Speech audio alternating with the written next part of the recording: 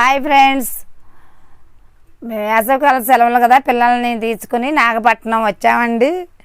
చూడండి, మన తెలుగు వాళ్ళు ప్రార్థన 8 గంటల నుంచి 9 గంటల వరకే ఉంటుంది. తర్వాత వేరే వేరే భాషలు ఉంటాయండి. అదంతా హాలు అంతా మన తెలుగు ప్రార్థన కాబట్టి వెలంగిని మాత అంటే చాలా నమ్మకం అందరికీ. మనం ఏదో కోరుకుంటే అది తీరిద్దండి. ప్రతి ఒక్కళ్ళు ప్రార్థనలో 8 గంటలల్లా వచ్చేసేస్తారండి. మన తెలుగు ప్రార్థన వెంట చాలా దైవజనులు కూడా బాగా చక్కగా చెప్తారండి. మనం ప్రతి ఒక్కటి ప్రార్థన అయిపోయి బయటకు వచ్చేసామండి. అదంతా పార్క్ అండి.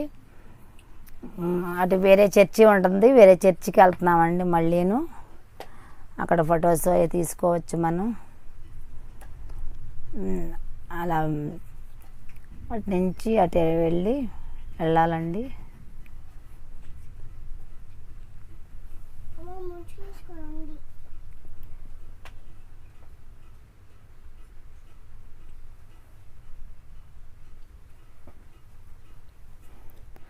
అదిగోండి అలా ఉంటాయండి. అక్కడ మనం ప్రార్థన చేసుకుంటూ ఉండొచ్చు. అదిగోండి చర్చి, ఇంకో చర్చి, పెద్ద చర్చి ఉంటుందండి.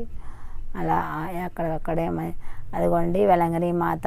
అక్కడ మనం కూర్చొని ప్రార్థన చేసుకోవచ్చండి. ప్రార్థన చేసుకొని మనకు ఏమైనా కోరికలు ఉంటే మొక్కుకోవచ్చండి. అదిగోండి వెలంగిని. అక్కడ ఎంత చూడడానికి ఎంత బాగుంటుందో చూడండి. మళ్ళీ ఇది చేపల మార్కెట్ అండి. మార్కెట్కి వచ్చాము.